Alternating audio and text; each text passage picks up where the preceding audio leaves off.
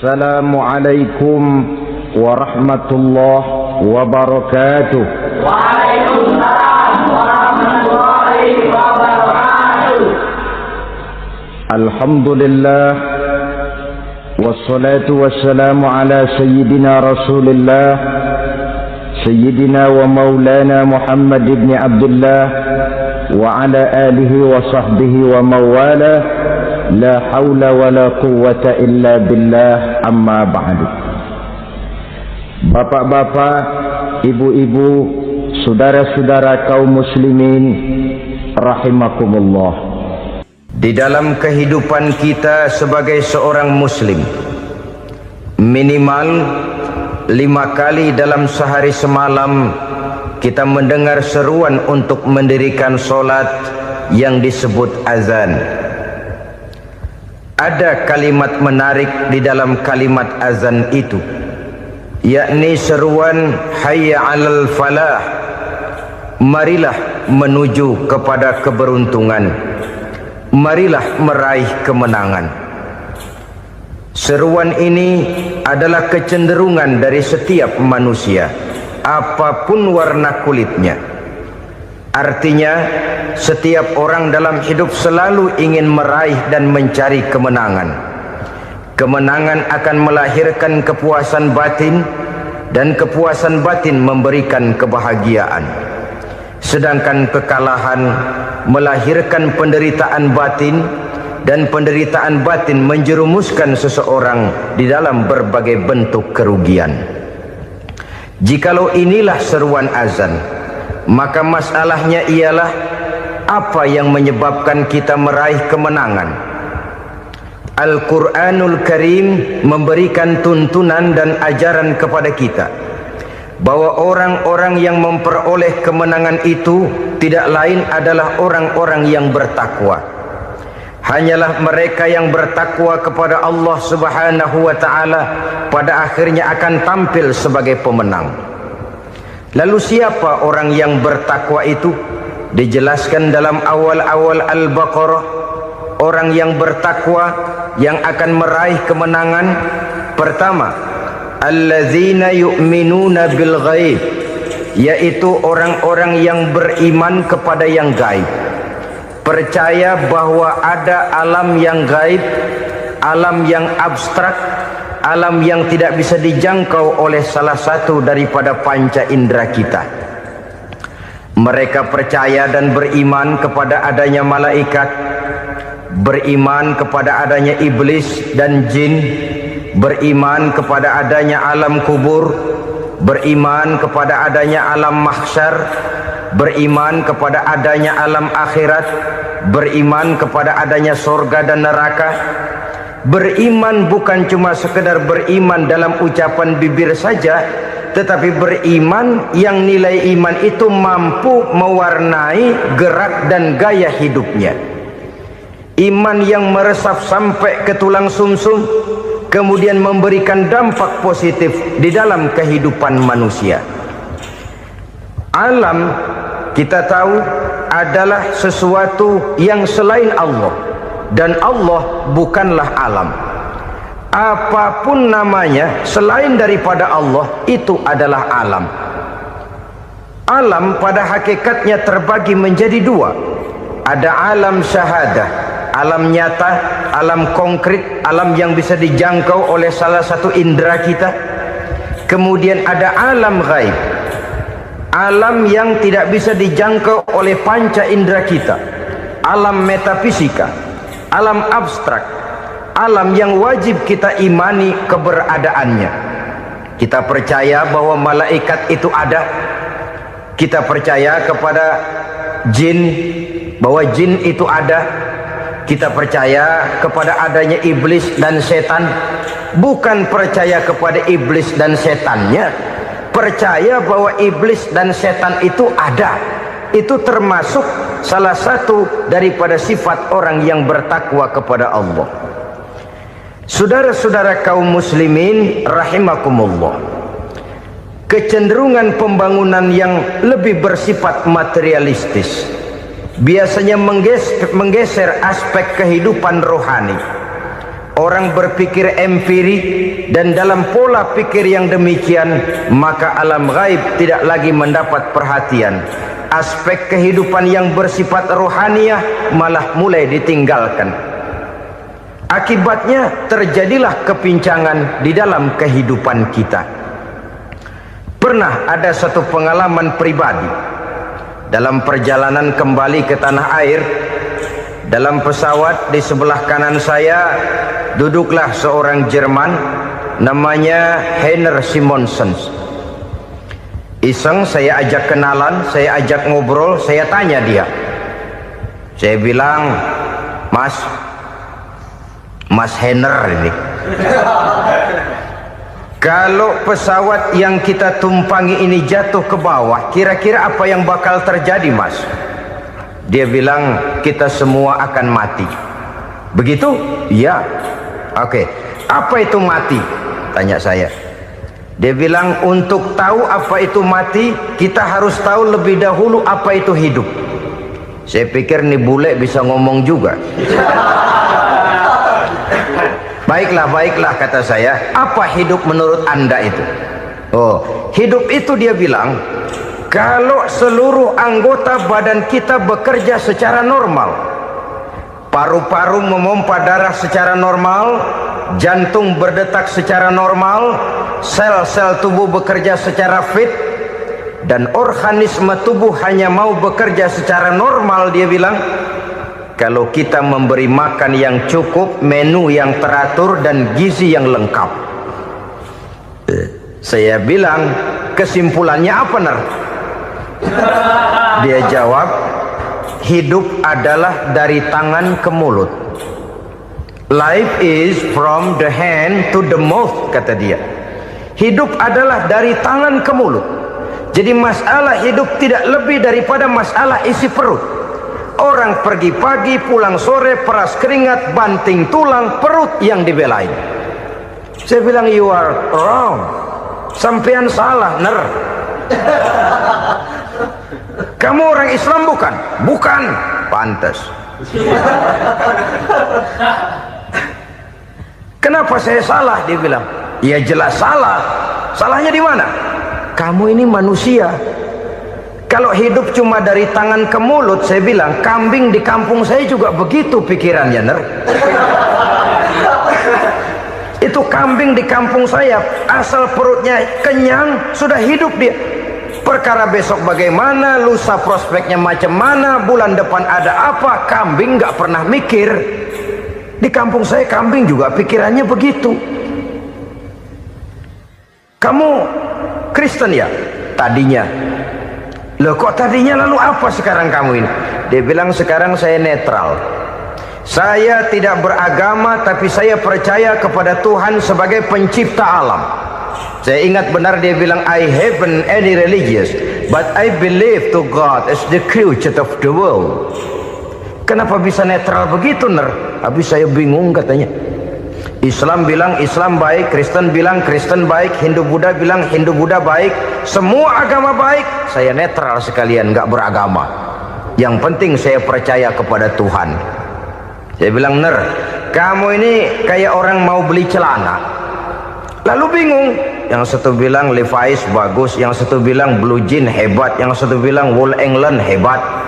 Celana ini hebat, celana itu bagus, celana ini hebat. Semua celana bagus, kamu bingung. Akhirnya netral, tidak pakai celana. Itu juga salah. Saya pikir-pikir, kemudian saya melihat bahwa dua pola berpikir Heiner ini nampaknya sudah mulai menggejala di lingkungan masyarakat bangsa kita. Disadari atau tidak, secara jujur kita harus berkata, dua pola pemikiran Heiner ini mulai berkembang di tengah masyarakat bangsa kita. Pertama, pola pikir materialisme. Hidup adalah dari tangan ke mulut. Masalah hidup tidak lebih masalah isi perut. Itu yang perlu dibela, dan disitulah arti kehidupan. Pergi pagi, pulang sore, peras keringat, banting tulang untuk mempertahankan perut. Kalau sudah kemari cara orang berpikir, maka buat apa percaya kepada yang gaib? Untuk apa sholat, untuk apa puasa, untuk apa zakat, untuk apa menghadiri majelis taklim? Tanpa kepercayaan kepada yang gaib, hidup berjalan menurut alur empiris dan materialis. Kalau sudah ke sana cara orang berpikir, biasanya orang lalu cenderung menghalalkan segala cara. Hanyalah orang yang percaya bahwa akhirat ada, hanyalah orang yang percaya bahwa alam kubur itu ada, hanyalah orang yang percaya bahwa malaikat itu ada, hidupnya akan lebih terarah dan terkendali. Karena kepercayaan kepada yang gaib, yang merupakan fase daripada kehidupan setelah hidup yang sekarang ini, mewarnai gerak pribadi seseorang di dalam dia melakukan kegiatan hidupnya. Pola berpikir materialisme, disadari atau tidak, mulai menggejala di lingkungan masyarakat bangsa kita. Hidup tidak lebih dari urusan tangan ke mulut, mulut ke tangan, tangan ke mulut. Asal perut sudah kenyang, hiduplah sudah. Perkara bagaimana prospek hari yang akan datang, bagaimana akhirat, tidak jadi persoalan. Ini yang oleh Nabi diperingatkan, ad-dunya sijnul mu'min wa jannatul kafir. Dunia adalah penjara bagi orang beriman dan surga bagi orang kafir. Dulu di zaman Belanda hadis ini pernah disalah tafsirkan, disalah artikan, digunakan sebagai senjata untuk mengkebiri dan membuat impoten umat Islam. Sudahlah umat Islam gak usah macam-macam, kata Belanda. Dunia ini kan penjara buat orang Islam, surga buat orang kafir. Di penjara jangan bertingkah.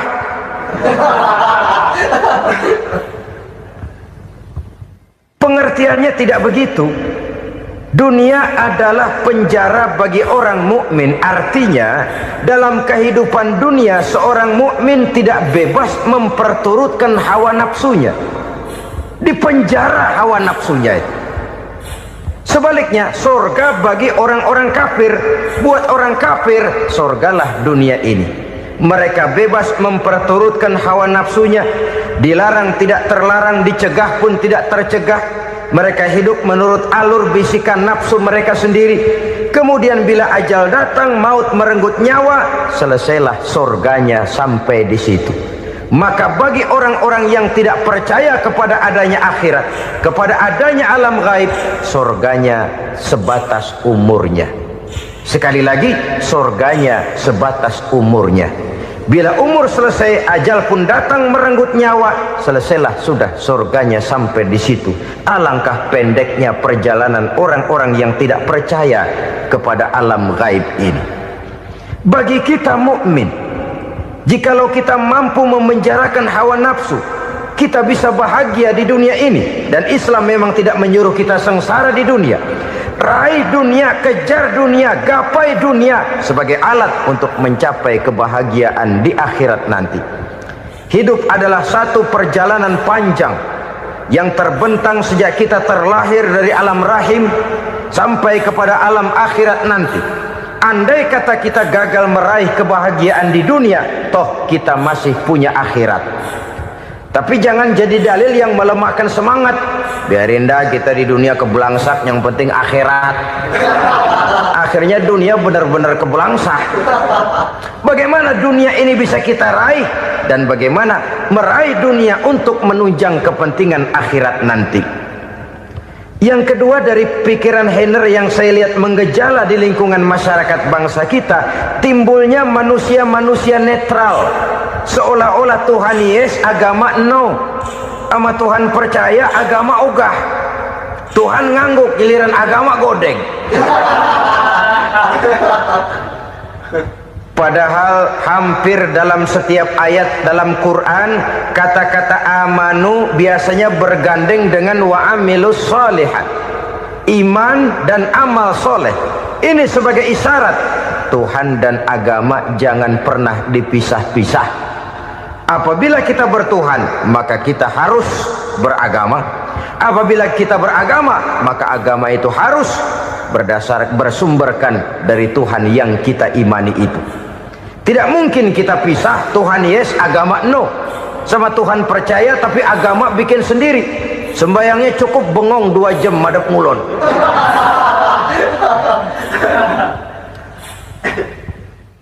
Saudara-saudara kaum muslimin rahimakumullah.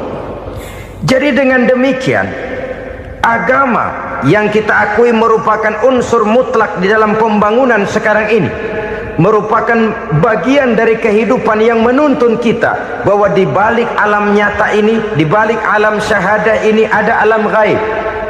Dan mudabbir, murabbi, yang mengatur, yang menguasai, yang memelihara baik dia alam nyata, baik dia alam gaib, tidak lain adalah Allah Subhanahu wa ta'ala. Di sana ada satu super power, satu maha kekuatan yang kita perlu bersandar kepadanya. Sebagai makhluk nyata yang hidup di alam nyata, berbuatlah secara nyata sebagaimana harusnya kita berbuat. Karena Islam jelas bukan agamanya orang pemalas. Islam jelas bukan agamanya orang yang mengajarkan setelah selesai sholat boleh duduk, nggelenggem ayam-ayam, ndelohom, menghitung bintang di langit sambil menunggu keajaiban. Tidak.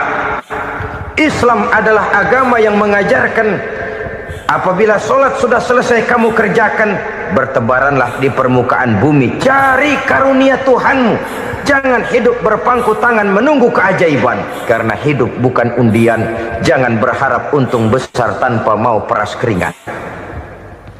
Tapi di sebalik itu toh kita juga harus yakin bahwa di sisi usaha nyata yang kita lakukan ada satu super power, satu maha kekuatan gaib yang menentukan berhasil dan tidaknya usaha kita. Kepercayaan kepada hal semacam inilah yang mendorong kita untuk mempunyai sandaran vertikal, agar jikalau usaha ini berhasil, kita tidak lupa diri dan lupa daratan. Jikalau usaha ini gagal, kita tidak putus asa dan buruk sangka, tidak cupik pandangan dan sempit hati, tapi mampu melihat persoalan dengan kacamata putih sambil husnuzon kepada Allah Subhanahu wa ta'ala. Kita percaya malaikat itu ada yang namanya raqib dan atid, mengawasi gerak hidup kita sampai kepada gerak hati kita. Ini memberikan sugesti agar kita berhati-hati, tidak sejengkal tanah pun kita bisa berlindung dari pengawasan raqib dan atid. Ada munkar nakir yang akan menyoal kita di alam kubur. Ada malaikat Malik, penjaga neraka. Ada malaikat Ridwan yang menjaga surga. Kita percaya kepada adanya jin, kita percaya kepada adanya setan, iblis. Percaya kepada adanya, bukan mempercayai si setan, si iblis lalu menjadikannya sebagai teman. Tidak. Percaya bahwa mereka itu ada dan merupakan makhluk Allah yang gaib, yang diciptakan Allah Azza wa Jalla. Kepercayaan kepada alam gaib memberikan motivasi terhadap gerak lahir manusia, sehingga dengan motivasi kepercayaan kepada yang gaib, gerak lahir jadi lebih terarah, jadi lebih terpelihara. Pernah seseorang bertanya, "Pak, apakah adanya akhirat bisa dibuktikan secara ilmiah?" Saya bilang tidak bisa, tidak bisa. Kenapa? Karena yang berangkat nggak pernah pulang kemari lagi. Kalau dia pulang kemari bisa kita tanya bagaimana enak di sono. Cuma secara moral saya katakan, lebih beruntung orang yang percaya kepada akhirat daripada yang tidak. Sekarang saudara percaya akhirat ada, lalu saudara baik-baik di dunia, sholat, puasa, zakat, menolong orang lain, menebarkan kebajikan. Saudara mati, andai kata akhirat tidak ada, toh dalam hidup saudara sudah berbuat baik, paling tidak nama saudara akan dikenang sebagai orang baik.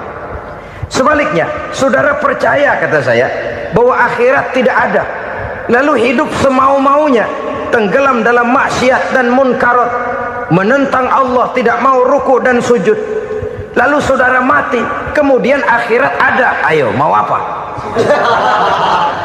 Bekal tidak punya. Jadi secara moral lebih beruntung orang yang percaya kepada adanya akhirat daripada yang tidak percaya. Dan itu alam gaib yang tidak bisa dibuktikan secara eksat. Jangankan untuk membuktikan seperti itu, dalam kehidupan sehari-hari saja yang kita rasakan tidak selalu berbentuk toh. Angin, bagaimana sih bentuknya angin? Kita tidak tahu. Merah, buktinya kalau dikerok merah. Yang merah itu kulit, yang kulit kita bukan anginnya. Sakit, rasa sakit itu ada, tapi bagaimana bentuk sakit kita nggak pernah tahu.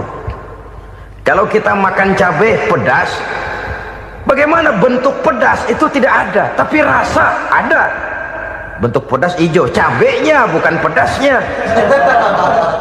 Tidak semua yang kita rasakan bisa kita gambarkan dalam bentuk yang konkret. Oleh karena itu, sekali lagi bahwa kepercayaan kepada alam yang gaib mampu memberikan satu sugesti yang menata kehidupan seseorang lebih lurus, lebih terarah, dan lebih terkendali. Maka wajar kalau kepercayaan kepada yang gaib mengantarkan seseorang untuk meraih kemenangan. Kenapa? Dia percaya kepada yang gaib, bahwa akhirat ada, bahwa alam kubur ada, bahwa pertanggungan jawab itu ada. Maka dia lalu tidak hidup saenae udele dewe itu loh. Tidak hidup menurut seleranya sendiri, terarah, teratur. Ini cirinya yang pertama. Orang bertakwa yang akan meraih kemenangan, mereka beriman, mereka percaya kepada yang gaib. Bahkan hal-hal konkret saja selalu berangkat dari yang gaib. Saudara-saudara, para remaja, para pemuda sekarang ini tidak pernah tahu toh siapa yang akan jadi teman hidup saudara. Kita bisa saja ngerancang, mentargetkan, tapi toh akhirnya yang namanya jodoh bukan kekuasaan kita. Rezeki di luar kemampuan kita. Begitu juga ajal, maut, jodoh, ajal adalah contoh-contoh konkret bahwa pada akhirnya yang gaiblah yang menentukan. Bertahun-tahun ngelancong, emang jodoh seret nggak jadi.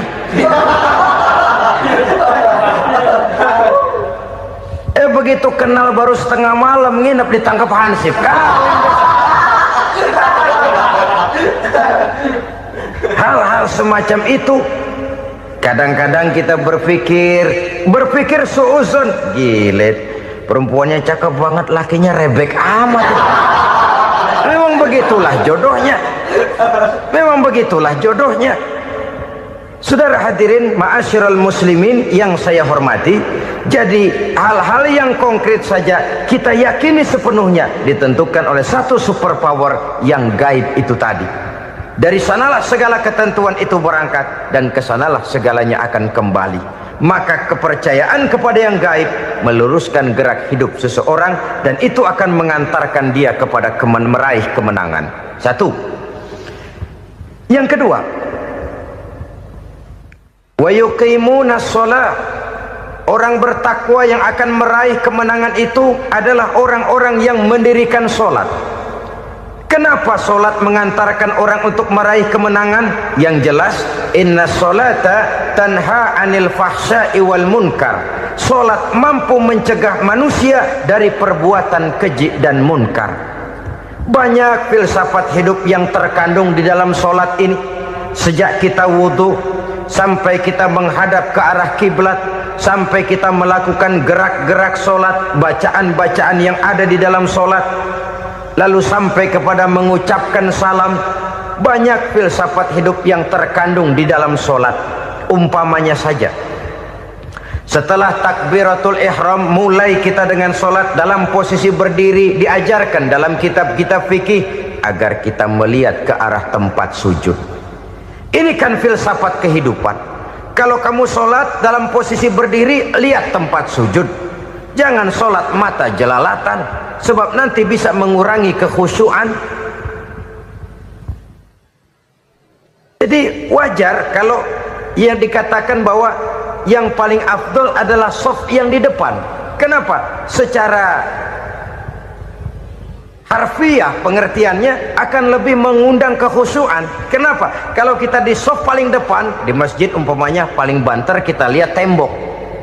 Tapi kalau kita soft di tengah atau di belakang, orang-orang di depan kita pun akan kelihatan. Yang bajunya loreng, yang bajunya genggang, yang bajunya macam-macam. Kita lihat, kadang-kadang kita pikirin, ada yang bajunya bolong. Kita sholat tapi dalam hati, nih orang bajunya robek yang nggak tahu apa. Ada saja hal-hal yang mengusik kekhusyuan kita. Oleh sebab itu diajarkan dalam posisi berdiri, lihat, arahkan pandangan matamu kepada tempat sujud. Ini kan filsafat kehidupan. Maksudnya apa? Kalau lagi diri, lihat dong tempat sujud. Kalau udah di atas, ingat dong sama yang bawah. Kalau sudah tinggi, ingat dong dari mana kamu berangkat. Kalau sudah berkuasa, bantu dong yang lemah. Kalau sudah kaya, santuni dong yang miskin. Kalau sudah alim, bimbing dong yang awam. Ini filsafat kehidupan. Dalam posisi berdiri, kau lihat tempat sujud. Ini akan melahirkan kepekaan sosial, di mana seseorang mau tahu kepada orang lainnya. Bagaimanapun kaya kita, tinggi pangkat dan jabatan kita, jikalau hidup hanya untuk kepentingan perut sendiri saja, rasanya belum membawa manfaat di dalam kehidupan kita.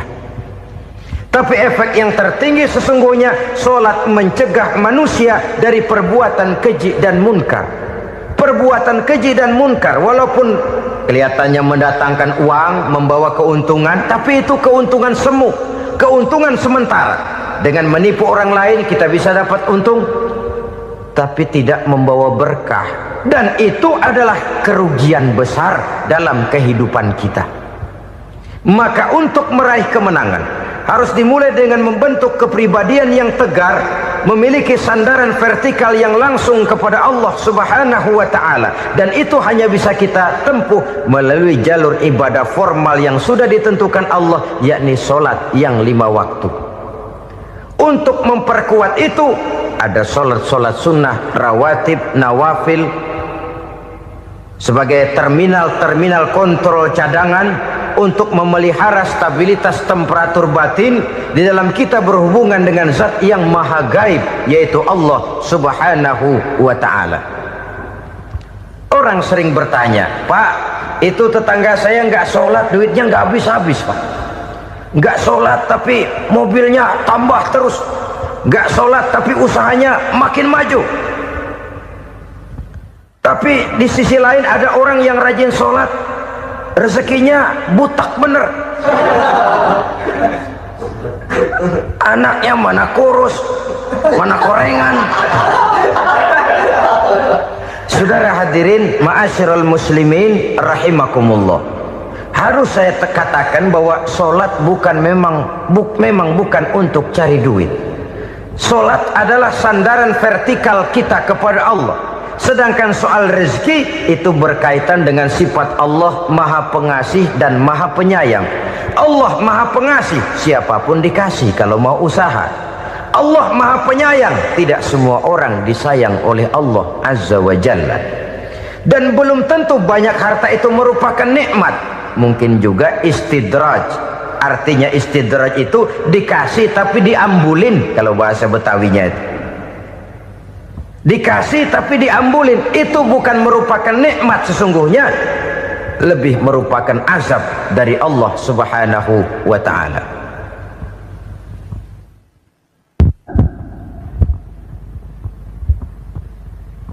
Agama mempunyai sistem solat, dan kita umat Islam telah dituntun oleh Allah Subhanahu wa ta'ala yang wajibnya 5 kali dalam sehari semalam mendirikan solat.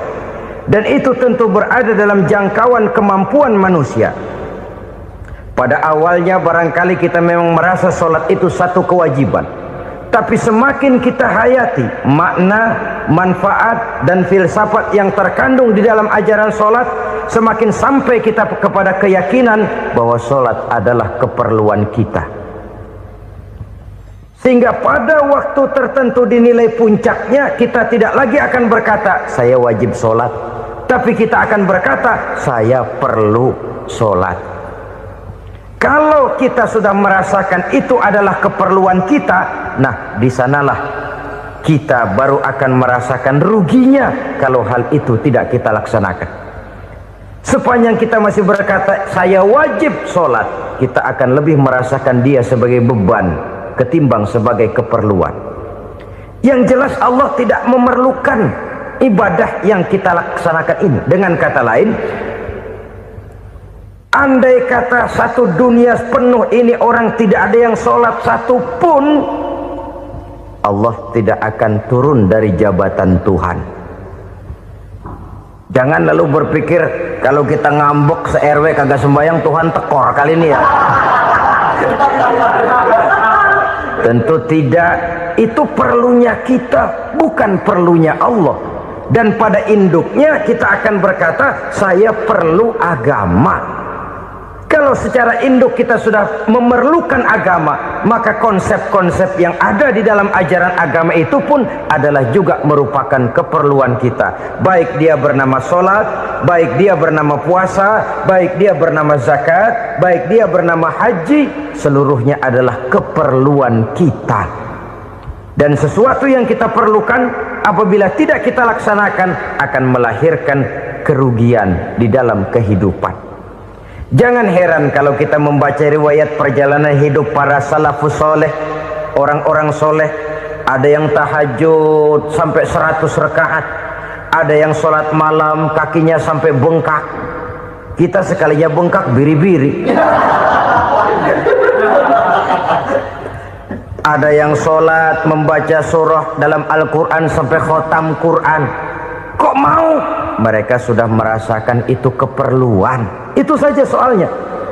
Satu saat pun jikalau kita merasa bahwa itu keperluan saya, kita pun akan melaksanakan seperti itu. Keperluan saya dalam kehidupan. Inilah yang kedua. Yang ketiga, orang bertakwa yang akan meraih kemenangan itu, wa mimma razaqnahum yunfikun. Mereka membelanjakan sebagian daripada rezeki yang diberikan Allah kepada mereka. Mereka infakkan di jalan Allah.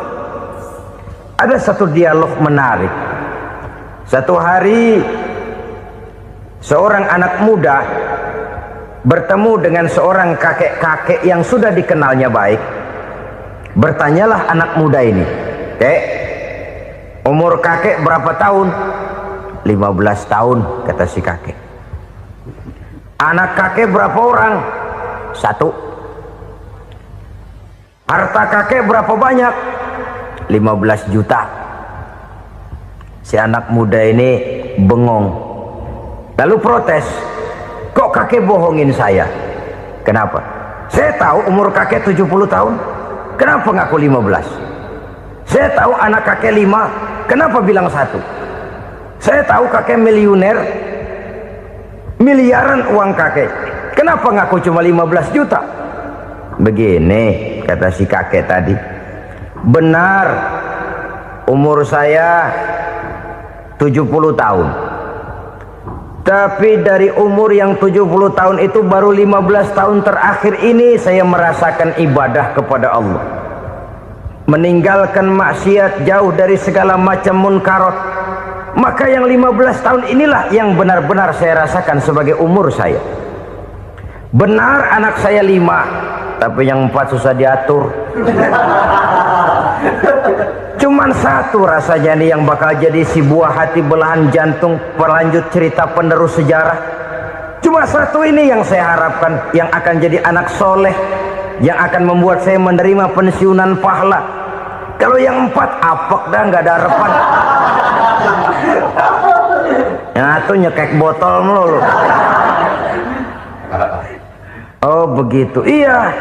Lalu kenapa kakek bilang harta kakek cuma 15 juta padahal saya tahu kakek uangnya miliaran, depositonya banyak? Ya karena 15 juta itulah yang saya ingat yang pernah saya belanjakan di jalan Allah.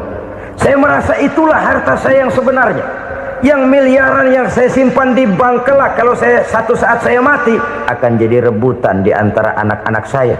Iya kalau anak saya soleh kayak yang 1 ini. Kalau yang 4 tadi udah tulen dia bakal berantem dah berebut tuh.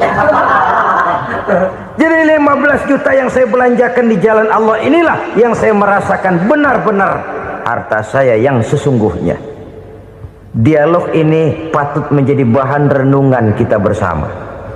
Diberikan kita umur 40, 50, 60, 70, 80. Berapa tahun dari umur yang diberikan itu yang jalan mulus, yang kita gunakan untuk melaksanakan ibadah? Banyak harta kita simpan di bank, di lemari, di dompet, di tas. Tapi berapa yang sudah kita depositokan di jalan Allah yang akan menemani kita di hari kita kembali nanti? Maka orang bertakwa yang akan meraih kemenangan, wa mimma razaqnahum yunfikun, mereka membelanjakan sebagian dari rezeki yang diberikan Allah di jalan Allah Subhanahu wa ta'ala.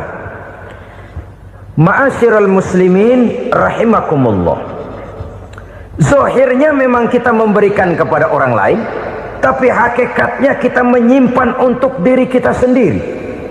Kita memberikan kepada yatim piatu 25.000. Zahirnya kita memberikan si yatim, hakikatnya kan kita cuma nyimpan. Saya berikan, titip kepadamu, ini untuk saya di akhirat. Kau boleh belikan baju, kau boleh belikan untukmu makan, kau boleh bayarkan sekolahmu. Ini untuk saya. Hakikatnya kita nyumbang masjid 1 juta, zahirnya kita berikan kepada panitia masjid, tapi hakikatnya kan cuma titip 1 juta ya, untuk saya di alam kubur nanti. Silakan kau boleh belikan semen, ini uang, belikan besi, belikan pasir. Saya cuma sekedar titip untuk kepentingan saya. Hakikatnya kita cuma sekedar menitip. Sebagaimanapun pada hakikatnya, apapun yang kita miliki dalam kehidupan kan cuma sekedar hak guna pakai, bukan hak milik mutlak. Harta kita, rumah kita, kendaraan kita, kebun kita, pabrik kita, hak guna pakai saja.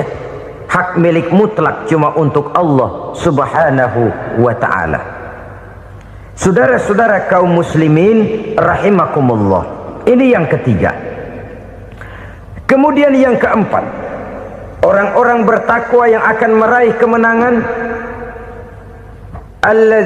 allazina yu'minuna bima unzila ilaika, mereka yang beriman, mereka yang percaya kepada apa yang telah diturunkan kepadamu Muhammad, ay Al-Quran, yakni Al-Quranul Karim.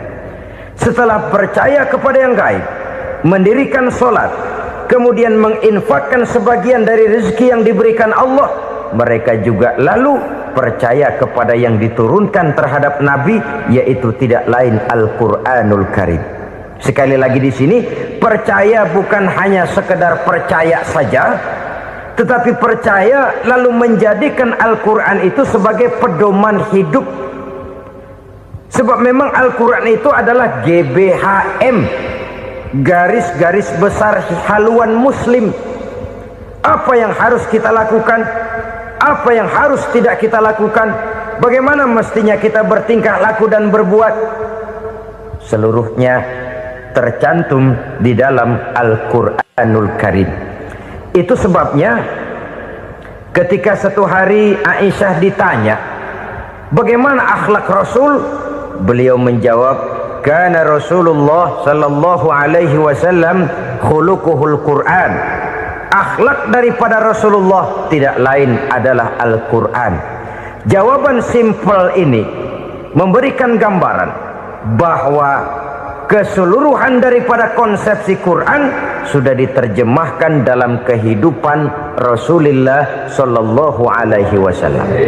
Karena kita tahu akhlak adalah keseluruhan dari gerak hidup manusia. Sejak ia berpribadi, berumah tangga, bertetangga, bermasyarakat, sampai kepada berbangsa dan bernegara, Al-Quran tetap memberikan sentuhan nilainya.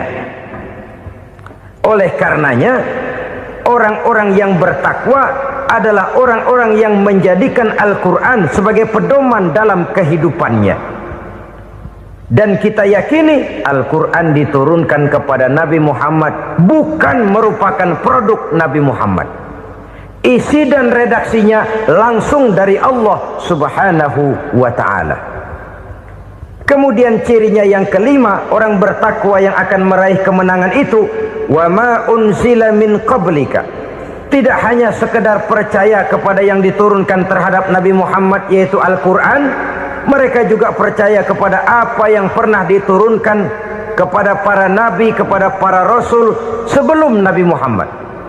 percaya kepada adanya suhuf, percaya kepada adanya Taurat, percaya kepada adanya Injil, percaya bahwa Allah dahulunya sudah menurunkan Taurat kepada Musa, percaya bahwa Allah sudah menurunkan Injil kepada Isa, percaya Injil ada, Taurat ada, diturunkan Allah untuk Isa dan Musa, tetapi tidak wajib mengamalkannya karena kita sudah diberikan Al-Quranul Karim. Ini yang perlu saya garis bawahi. Kita percaya Allah telah menurunkan Injil dahulu kepada Isa. Kita percaya bahwa Allah telah menurunkan Taurat dahulunya kepada Nabi Musa. Kadang-kadang ini dijadikan dalih, dikacaukan pengertiannya. Quran saja mengajarkan bahwa orang yang bertakwa harus percaya kepada Injil, maka pakailah Injil. Apalagi kalau ayat sebelumnya ditilap, dihapus, dihilangkan, Injilnya yang ditekankan, maka akan terjadilah penekanan yang salah arah. Karena salah arah akhirnya bisa merusak dan menghancurkan akidah. Ketika Rasul suatu saat pernah ditanya orang, "Ya Rasul, bagaimana sikap kita sebagai muslim terhadap Injil yang ada sekarang?" Beliau menjawab, "La tukadzibuhu jami'an wa la tusaddiquhu jami'an." Jangan didustakan seluruhnya, jangan juga dibenarkan semuanya. Artinya, ini sudah merupakan gambaran dari Rasul bahwa dalam Injil yang ada sekarang masih ada ajaran-ajaran tauhid yang dibawa oleh Nabi Isa dan diajarkan kepada umatnya. Tapi juga dalam Injil yang sekarang ini sudah terkena intervensi dan investasi manusiawi. Karena itu Rasul menyimpulkan, la tukadzibuhu jami'an wa la tusaddiquhu jami'an. Jangan didustakan semua, jangan dibenarkan seluruhnya.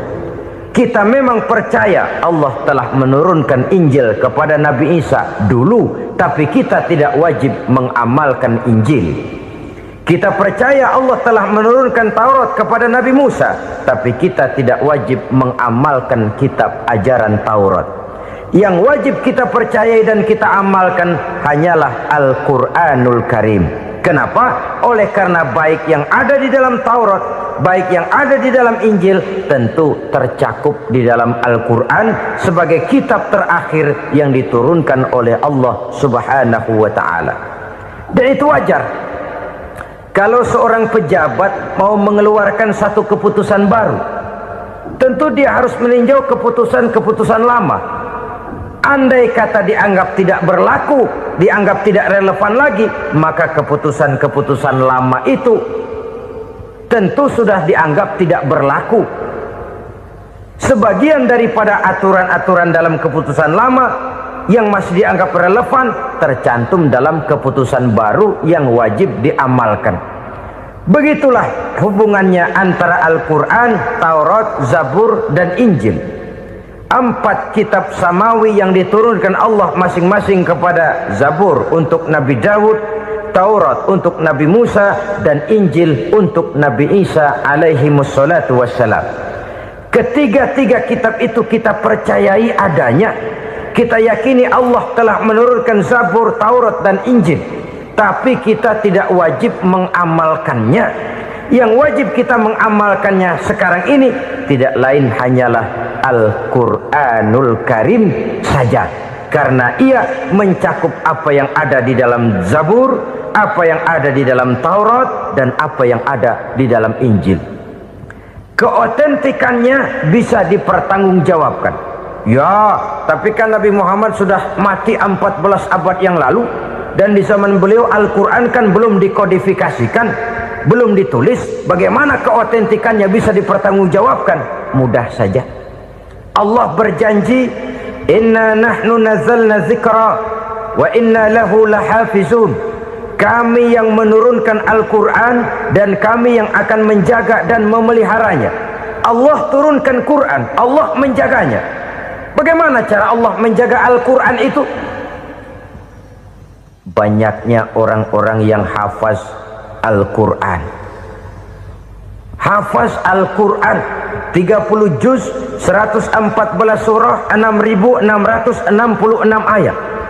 Sehingga jangankan satu kata, jangankan satu ayat, satu kalimat saja berubah sudah akan timbul reaksi dan mudah dimengerti. Kenapa? Banyak orang-orang yang hafaz Al-Quran.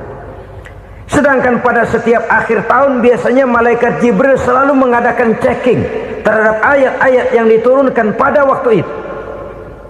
Di zaman Nabi sendiri sudah ada usaha kodifikasi. Dan yang lebih luar biasa lagi, sampai hari ini tidak seorang pun mampu membuat satu ayat saja semacam Al-Quran. Ke bahasa manapun dia diterjemahkan, naskah aslinya tetap ikut. Rujukan dasarnya tetap ada. Berdasarkan itu, maka tidak mungkin terjadi penyelewengan terhadap atau pemalsuan terhadap ayat-ayat Al-Quranul Karim. Kesuciannya, keotentikannya, kemurniannya bisa dipertanggungjawabkan. Ma'asyiral muslimin rahimakumullah. Oleh karenanya, konsepsi dasar daripada ajaran Islam ini memang tidak lain adalah Al-Quran dan Sunnah. Isi daripada agama Islam yang merupakan iman, Islam dan ihsan, konsepsi dasarnya tidak lain adalah Al-Quran dan Sunnah Rasulullah Sallallahu Alaihi Wasallam. Maka yang kita perlukan sekarang ini adalah terjemahan Al-Quran di dalam kehidupan kita. Dengan demikian, maka gaya kehidupan yang lebih Qurani itulah yang kita dambakan. Kita perlu memang terjemahan Quran dalam bahasa Inggris, dalam bahasa Belanda, dalam bahasa Jepang, tapi yang lebih kita perlukan adalah terjemahan Quran di dalam kehidupan kita. Konsekuen, tidak memanipulasi, ringan sama kita jinjing, berat sama kita pikul. Jangan kalau lempengan ayat Quran tuh kira-kira enak diamalin, keras teriakan kita. Giliran kira-kira ayat Quran itu mukul kepala kita sendiri, diam kita. Itu ciri yang pernah disindir Allah dalam awal-awal Baqarah juga. Ciri beragamanya orang yang munafik. Kullama adha'a lahum masyawfih, kata Allah. Wa iza azlama alaihim qamu. Apabila terang mereka jalan, apabila gelap mereka berhenti. Artinya, kalau kira-kira di Islam nguntungin, rame-rame pada teriak Islam. Tapi ketika diminta untuk berjuang, ketika dituntut untuk berkorban, rame-rame mengundurkan diri. Nasib agama tidak ubahnya seperti daun pisang yang dikait orang di tepi jalan lantaran tak berpayung di ketika hari hujan. Manakala hujan usailah sudah, daun itu pun dicampakkan di tepi jalan, diinjak pula orang nan lalu.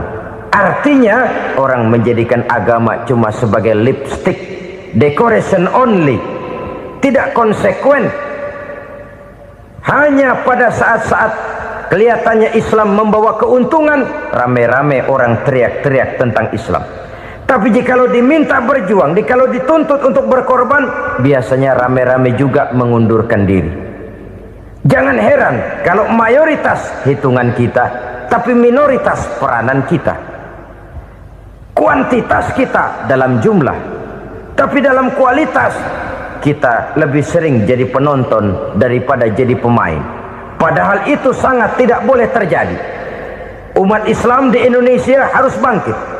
Umat Islam di Indonesia harus sadar akan keberadaannya.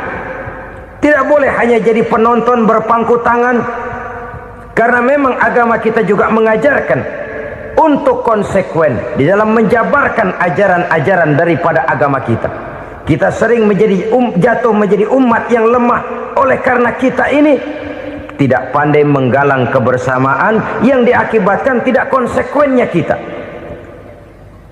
Diistilahkan bahwa umat Islam di dalam menggalang kebersamaannya itu harus seperti orang main sepak bola. Saudara-saudara kan tahu orang main sepak bola itu. Orang main sepak bola, kalau pertandingan belum dimulai sih silakan saja kumpul di luar lapangan, atur strategi yang baik. Tapi kalau pertandingan sudah dimulai, turun ke lapangan hijau, jangan kumpul terus. Ada sepak bola gotong royong. mundur rame-rame, depan ke depan kumpul melulu mainnya. Kalah. Orang main sepak bola itu ya harus ada penyerang tengah, harus ada penjaga gawang, harus ada strikernya, harus ada kiri luarnya, kanan dalamnya yang jadi backnya. Posisi boleh bermacam-macam, tapi yang penting saling ngoper untuk menggolkan gawang lawan. Begitulah umat Islam ini. Boleh ada yang jadi pejabat, boleh ada yang jadi pengusaha, boleh ada yang jadi petani, silakan ada yang jadi seniman, ada yang jadi penyair, ada yang jadi artis sekalipun. Tapi kalau sudah berhasil menguasai bola, jangan lupa operannya. Operan itu yang langka. Kita ini muslim kadang-kadang kalau sudah memegang menguasai bola, kalau belum mau mampus, belum mau ngoper. Nanti kalau sudah nggak punya bola, baru mau ngoper. Kalau sudah dengar-dengar mau dekat pensiun, baru mau jihad, baru mau berjuang, baru mau ngurus pesantren. Tanda tangan sudah tidak laku, memo sudah tidak dihargai, baru mau berjuang. Kemarin kemana mas? Kita tidak pandai memanfaatkan posisi. Dengan kata lain, kalau kembali kepada persoalan kita, konsekuensi kita terhadap agama yang kita anut ini belum ideal. Kita masih lebih sering berislam ini pada saat-saat yang menurut perhitungan kita membawa keuntungan. Tapi kalau diminta berjuang, dituntut berkorban, yang itu pun hakikatnya adalah untuk kepentingan kita juga. Allah tidak pernah menuntut kita untuk jihad bagi kepentingan Allah, itu tidak. Berjuang menegakkan agama Allah, apakah untuk kepentingan Allah? Tidak. Untuk kepentingan kita. Sebab nilai-nilai jihad itu pada akhirnya akan membawa kita kepada satu kebahagiaan. Setidaknya kalau tidak di dunia, tentu di akhirat sebagai syahid. Oleh karena itu, pada bagian akhir ini saya ingin mengajak, marilah kita konsekuen. Sekali kita berkitabkan Al-Quranul Karim, mari dia kita jadikan pedoman. Jangan cuma kita jadikan sebagai penghias dinding, pelengkap rumah, bahwa di rumah kita ada Al-Quran, tapi yang baca kecoa. Habis pada bolong tuh Quran. Yang penting kan punya Quran.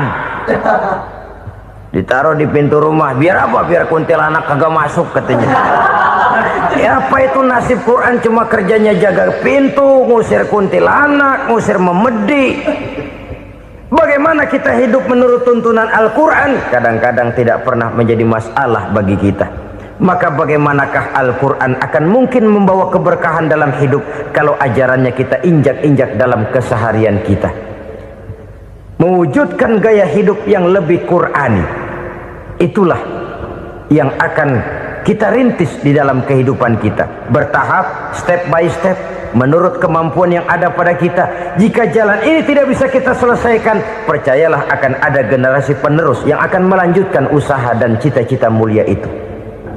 Jadi percaya kepada Taurat, percaya kepada Injil, sekadar percaya Allah dahulunya sudah menurunkan itu, tapi kita tidak wajib mengamalkannya. Kenapa? Generasi Injil masa berlakunya sudah kedaluarsa. Taurat masa berlakunya sudah kedaluarsa. Injil pernah berlaku untuk orang Nasrani di zaman Nabi Isa. Taurat pernah berlaku untuk orang Yahudi di zaman Nabi Musa. Setelah generasinya berlalu, datang Rasul penutup yang membawa Al-Quranul Karim. Maka Al-Quran itulah yang berlaku menjadi pedoman sampai hari akhir nanti. Jangan jauh dari Al-Quran, karena apabila ini kita lakukan, maka kita akan kembali kepada satu gaya hidup yang jauh dari tuntunan agama, dan itu artinya kita akan semakin jauh untuk meraih kemenangan. Saudara-saudara kaum muslimin rahimakumullah. Yang keenam, yang terakhir, orang-orang bertakwa yang akan meraih kemenangan itu wabil akhirati hum yuqinun. Mereka percaya, mereka yakin seyakin-yakinnya akan adanya hari akhir, di mana seseorang akan mempertanggungjawabkan seluruh perbuatannya di dalam hidup ini.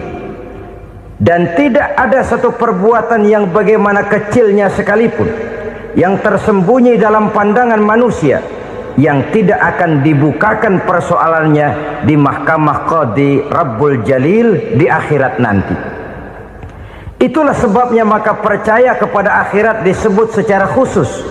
Padahal di awal tadi sudah dijelaskan yu'minuna bil ghaib, percaya kepada alam gaib, dan alam gaib ini termasuk akhirat. Kenapa pada bagian akhir disebut lagi akhirat? Karena ternyata bahwa kepercayaan kepada adanya akhirat merupakan induk dari kepercayaan terhadap adanya malaikat, setan, jin dan lain sebagainya, dan akan lebih memberikan sugesti dalam kehidupan manusia untuk meluruskan gerak hidupnya. Jikalau satu saat tergerak hati akan berbuat kejahatan, ingin mencuri, sadarlah, awas ada akhirat. Sebab kalau kita cuma teriak awas ada polisi, itu cuma tertunda sementara, begitu polisi meleng embat. Kalau kita ingin berbuat jahat cuma berteriak awas ada hansip, cuma sementara ketika hansip itu ada. Tapi kalau ceritanya awas ada akhirat, mau menyeleweng awas ada akhirat, mau berjudi awas ada akhirat, mau mencuri awas ada akhirat. Keyakinan yang akan meluruskan gerak hidup manusia sehingga gerak itu jadi lebih terarah dan terkontrol, tidak merugikan baik diri sendiri, lebih-lebih orang lain. Ternyata bahwa kepercayaan kepadanya adanya hari akhirat sanggup menjadi sumber daya kontrol dari kehidupan manusia sehingga ia tidak terjebak dalam perbuatan maksiat dan munkarat. Saudara-saudara kaum muslimin, inilah saja yang kita bicarakan pada pertemuan kali ini. Semoga Allah subhanahu wa ta'ala memberikan kekuatan zahir dan batin kepada kita untuk dapat meraih kemenangan dengan beriman kepada yang gaib, mendirikan solat, membelanjakan sebagian dari rezeki yang diberikan Allah, percaya kepada Al-Quran, beriman kepada kitab-kitab yang diturunkan sebelum Al-Quran, lalu meyakini adanya hari akhirat. Terima kasih.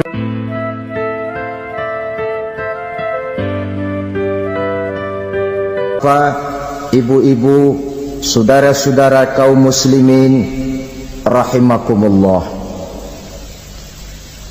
kita menyaksikan peristiwa-peristiwa yang memilukan dan memalukan.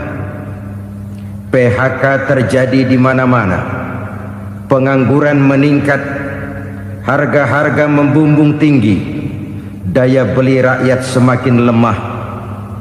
Sementara di bidang politik, kejadian-kejadian memberikan indikasi bahwa persatuan dan kesatuan kita sebagai bangsa dewasa ini tengah berada dalam ujian yang berat. Pada jumpa kita kali ini, tanpa bermaksud untuk mencari kambing hitam dari bencana yang kita hadapi, saya ingin menyampaikan sebuah hadis yang diriwayatkan oleh Imam At-Tabarani dari Ibnu Abbas bahwa Rasulullah sallallahu alaihi wasallam bersabda, khamsun bi khamsin, ada 5 perkara yang dapat menimbulkan 5 macam bencana. Mari kita renungi hadis ini satu demi satu sebagai bahan introspeksi buat kita semua dalam menghadapi bencana yang tengah berlaku sekarang ini. Yang pertama, ma naqasa qaumul ahda illa sullita alaihim aduwwuhum. Apabila suatu kaum sudah mengingkari janjinya, maka mereka pun akan dikuasai oleh musuh-musuh mereka. Sederhana saja nampak kalimat dalam hadis ini. Apabila orang sudah mengingkari janji, mereka akan dikuasai oleh musuh-musuh mereka sendiri. Dan musuh kita yang paling utama saat ini adalah kemiskinan dan kebodohan. Kenapa itu terjadi? Karena kita mengingkari janji kita sendiri. Di saat awal-awal berdirinya Orde Baru, kita pernah berjanji untuk melaksanakan Pancasila dan Undang-Undang Dasar 45 secara murni dan konsekuen. Kita berjanji bahwa kita akan menegakkan pemerintah yang bersih dan berwibawa. Itu semua pada permulaannya. Waktu demi waktu berjalan, kita lupa dengan janji yang kita ucapkan itu. Ketuhanan yang Maha Esa kita ucapkan, tapi kesetanan yang luar biasa yang kita lakukan. Kemanusiaan yang adil dan beradab yang kita dengungkan, tetapi kemanusiaan zalim dan biadab yang kita praktekkan. Sederhana saja saudara, hampir setiap pejabat pada posisi-posisi kunci, di awal-awal ia memangku jabatan itu, biasanya ia mengucapkan sumpah dengan lafaz demi Allah, bahwa dalam melaksanakan jabatan ini saya tidak akan menerima hadiah atau pemberian dalam bentuk apapun. Itu pada permulaannya. Lama-lama rupanya hadiah itu asik juga, mulai diterima. Lama-lama dirasa kurang, mulai menagih, dan akhirnya terjadilah praktek yang disebut suap menyuap, semir menyemir, dan lain sebagainya. Kalau ini sudah menjadi kenyataan, bagaimana kita mau menegakkan pemerintah yang bersih dan berwibawa? Undang-Undang Dasar 45 menyatakan bahwa bumi, air, dan seluruh kekayaan negara dikelola oleh negara bagi sebesar-besar kemakmuran rakyat. Yang terjadi adalah bahwa kita merasa mewakili rakyat untuk menikmati harta dan kekayaan negara, sehingga rakyat banyak tidak bisa ikut menikmatinya. Menumpuklah harta itu sehingga terjadilah pepatah, gunung ditimbun, sumur digali. Yang kaya semakin kaya, yang miskin semakin terpuruk. Kita ingkar dengan janji yang kita ucapkan di awal-awal kita bergerak. Kita ingkar dengan janji pada saat kita mengatakannya dengan menyebut nama Allah, dengan mempertaruhkan nama Tuhan, sehingga pada akhirnya jabatan pun mengalami tender. Sudah menjadi rahasia umum, orang mau jadi lurah mesti mengeluarkan uang, mau jadi camat mesti mengeluarkan uang, mau jadi wali kota, bupati, bahkan gubernur, itu ada pasarannya. Secara logika, kalau orang memperoleh satu jabatan karena banyak mengeluarkan uang, tentu pada saat ia mengeluarkan uang, ia sudah punya pemikiran, modal pasti pulang, modal pasti kembali. Kalau orang memperoleh suatu jabatan karena banyak mengeluarkan uang, maka langkah pertama yang dia lakukan setelah memangku jabatan itu ialah bagaimana uang bisa kembali, bagaimana modal bisa pulang. Kalau modal sudah pulang, pikiran berikutnya bagaimana supaya dapat untung. Lalu kapan mau bekerja untuk kepentingan rakyat? Itu nomor 18. Kemudian kalau ada proyek-proyek besar, pertanyaannya ialah bukan apakah proyek ini bermanfaat bagi rakyat, apakah proyek ini layak untuk diteruskan, tetapi yang jadi pertanyaan paling utama ialah bagian saya berapa duit dari proyek ini. Kita bisa lihat proyek, mega proyek lahan 1 juta hektar di Kalimantan Tengah, triliunan rupiah, dan proyek itu gagal. SD Impres bulan ini diresmikan, bulan depan retak. Jembatan-jembatan bulan ini gunting pita, bulan depan runtuh. Kita ingkar dengan janji. Kita berkata kita bekerja untuk kepentingan rakyat, tapi kita tidak pernah mengenal rakyat itu. Apabila suatu kaum sudah mulai mengingkari janji, maka mereka akan dikuasai oleh musuh-musuh mereka. Akibatnya tersusunlah barisan-barisan sakit hati yang makin lama makin menjadi bola salju, menggelinding membesar, dan kemudian terjadilah hal-hal yang tidak kita inginkan lagi. Apabila suatu kaum sudah mengingkari janji, maka mereka akan dikuasai oleh musuh-musuh mereka. Ini penyebab bencana yang pertama. Kita tidak konsekuen. Tadinya kita dengan lantang teriak-teriak berantas korupsi, ganyang korupsi. Pada waktu kita belum mendapat kesempatan. Setelah kita naik punya kesempatan, rupanya korupsi enak juga dirasa. Terjadi pergeseran nilai, orang luntur kehilangan idealisme awal. Lalu untuk menghibur diri, menutup kesalahan, kita gunakanlah pepatah bahwa tidak ada gading yang tak retak, bahwa kita harus mikul dhuwur mendem jero. Itu semua cuma sebagai dalih agar kesalahan kita tidak dibicarakan orang lain. Padahal kita sendiri yang mengingkari janji. Kita yang keluar dari komitmen awal kita. Kita berjanji melaksanakan Pancasila dan Undang-Undang Dasar 45 dengan murni dan konsekuen. Kita berjanji untuk menegakkan pemerintah yang bersih dan berwibawa. Namun dalam kenyataannya itu tidak kita laksanakan dengan sebagaimana mestinya. Kita bergeser, kita mengalami proses degradasi, peluncuran nilai, dan akhirnya terbentuklah barisan-barisan sakit hati yang semakin lama semakin membesar itu. Kita harus introspeksi. Memang kalau zaman sedang susah, biasanya kambing hitam laris, tukang kompor gentayangan. Itu dari dulu selalu mencari kambing hitam. Karena itu kita tidak bicara orang, kita tidak bicara siapa yang salah, kita bicara sistem, dan sistem itu bisa mengena siapa saja. Kalau orang sudah mulai mengingkari janji, bergeser dari komitmen awal, itu sudah mulai ia mengalami proses peluncuran, proses degradasi. Ini penyebab yang pertama. Kita tidak lagi konsekuen bahwa bumi, air, sumber daya alam adalah milik negara, dikuasai oleh negara, digunakan bagi sebesar-besar kemakmuran rakyat. Ternyata rakyat yang makmur itu tidak merupakan gambaran yang menyeluruh dari rakyat kita. Undang-undang dasar kita menganut ekonomi kekeluargaan, tapi yang kita praktekkan adalah ekonomi keluarga. Kalau bukan keluarga nggak dapat proyek. Kalau bukan keluarga nggak dapat macam-macam. Kekeluargaan kita rubah menjadi keluarga, timbullah penyakit nepotisme. Kita bergeser, kita ingkari janji, dan kita anggap kita atasnamakan rakyat. Rakyat cuma sekedar jadi address, rakyat cuma sekedar jadi alamat, tetapi kehidupan mereka tidak banyak berubah dan tidak banyak terangkat.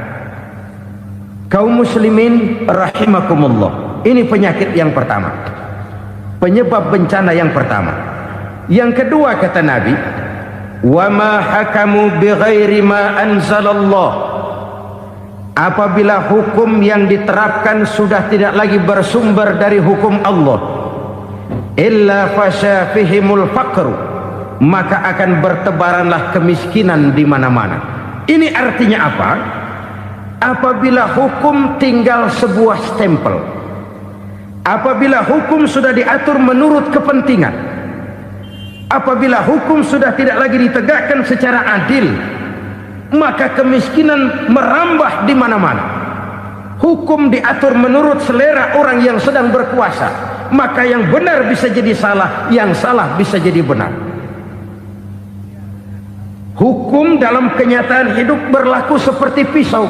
Pisau itu kan saudara lihat, yang namanya pisau dimanapun itu tajamnya ke bawah, ke atas tumpul. Kalau hukum itu, kalau untuk rakyat, hukum itu tajam bukan main, cepat sekali dilaksanakan. Tapi giliran menengah ke atas, yang gedean dikit berbuat salah, hukum tompul. Hukum pura-pura tidak dengar. Akibatnya terluka rasa keadilan rakyat. Satu kasus rakyat diam, dua kasus rakyat diam, tiga kasus rakyat diam, kasus terakumulasi di hati rakyat. Luka rasa keadilan, dan itu menjadi sumber bencana. Penjarahan, kita tidak setuju itu, tapi kita harus melihat kausalnya. Itu kan tidak berdiri sendiri. Itu kan karena terlukanya rasa keadilan rakyat, melihat kesempatan ini tidak merata.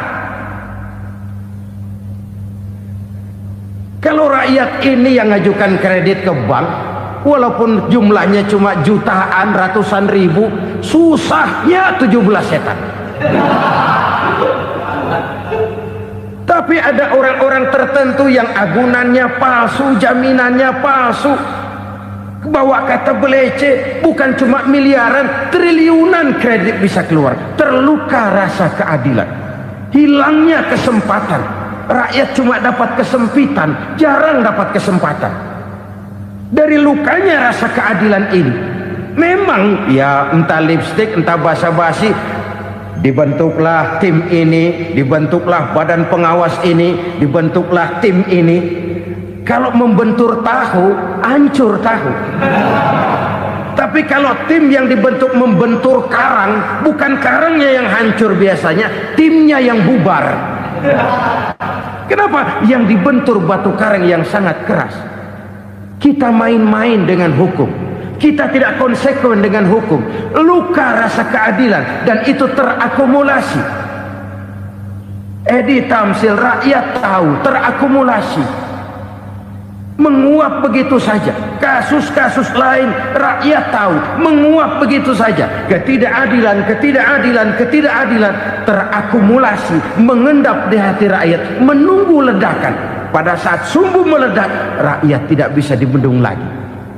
Oke, kita tidak setuju dengan penjarahan, tapi jangan melihat itu sebagai peristiwa yang berdiri sendiri. Kenapa itu terjadi? Kausalnya kenapa?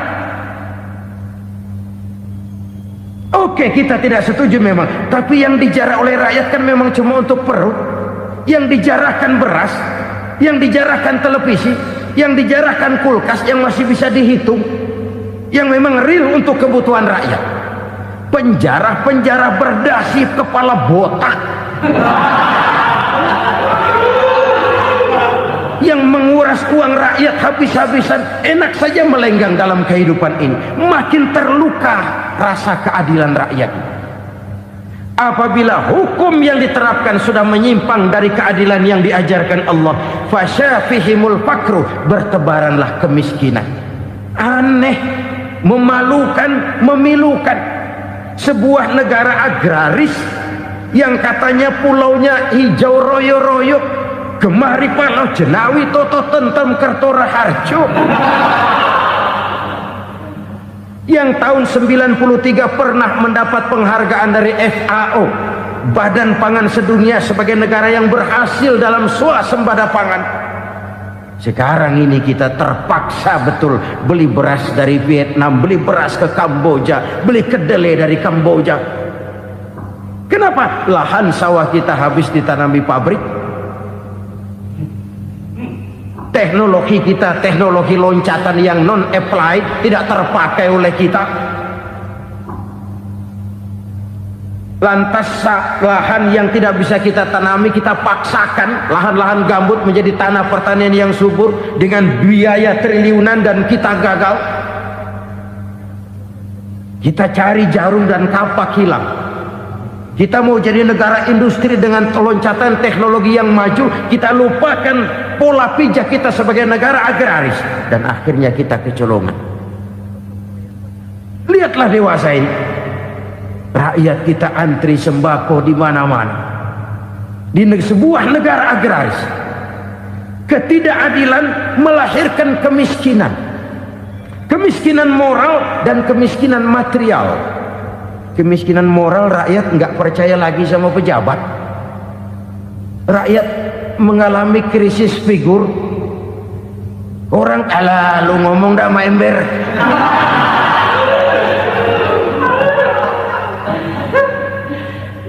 Penataran yang menghabiskan biaya miliaran itu melahirkan pejabat-pejabat korup. Pengawasan yang menghabiskan biaya miliaran itu ternyata impoten, mandul. Kemiskinan moral. Jujur saya berkata, saudara-saudara, setelah pintu reformasi dibuka, itu yang masuk memang macam-macam. Ada yang memang punya tujuan murni, konsekuen, dan punya konsep. Ada yang nunggu di tikungan, begitu mobil lewat nyamber pintu, berangkat ikut reformasi. Ada yang memanfaatkan momentum mumpung untuk nyampein unek-unek, ngerti nggak, pokoknya ngomong. Sehingga keadaan semakin rancu, kebingungan semakin menjadi-jadi, masalah yang paling urgen tidak terselesaikan. Sekarang ini orang berpikir mendingan jadi pala ular daripada jadi buntut macan. Buntut macan memang hebat macan, tapi kalau buntutnya cuma ugel-ugel di belakang buat apa? Mendingan jadi pala ular kecil juga nyaplok. Artinya ya biar kecil juga kalau punya partai kan gagah. Lalu rame-rame bikin partai kayak bikin arisan. Orang makin mengalami dislokasi. Semua mau jadi pahlawan, semua mau nomor satu, semua ngomong. Iya kalau bidangnya, kalau bukan makin rancu. Marilah lewat kesempatan ini saya mengajak kita untuk tahu diri. Biarkan politisi ngomong politik, biarkan ekonom menata ekonomi, biarkan praktisi bicara soal hukum, biarkan rakyat munajat, istighfar, mohon pertolongan Allah. Tahu diri kita. Kalau memang ayam, kukuruyuk aja dah. Kalau memang kucing, ayo ngeong. Kalau kambing, silahkan ngembe. Udah tahu ayam, ngeong bunyinya. Suaranya palas, orang nggak ngerti, bingung, makin menjadi-jadi. Ibarat kesebelasan sepak bola bangsa kita sekarang ini, rame-rame mau bikin gol, kiper ikut nyerang sekarang. Memilukan dan bahkan memalukan. Wa ma hakamu bighairi ma anzalallah illa fasha fihimul fakru. Kalau hukum yang diterapkan sudah menyimpang dari keadilan yang diajarkan Allah, bertebaranlah kemiskinan di mana-mana. Coba sekarang ini yang punya duit bingung, apalagi yang kagak punya duit. Yang pengusaha gede ngeluh, apalagi yang pengusaha pas-pasan. Yang kagak punya beras, yang punya beras saja masih bingung, apalagi yang nggak punya beras. Ini sudah demikian merata.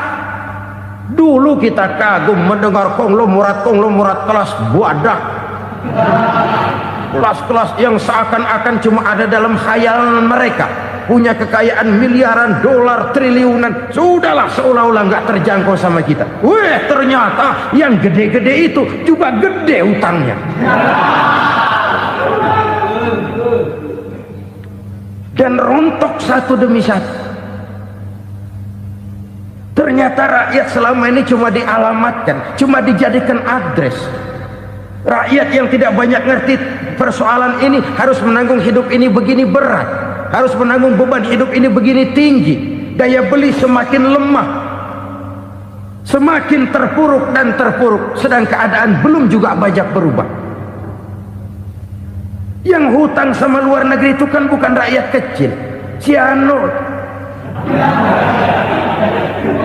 Yang banyak nyimpen dolar juga kan Ciano. Rakyat kecil bocah kampung mah jangankan nyimpen dolar, ngelihat juga tumben. Kemana kita mesti bercermin? Sekali lagi saya mengatakan maaf, kita tidak bermaksud mencari kambing hitam.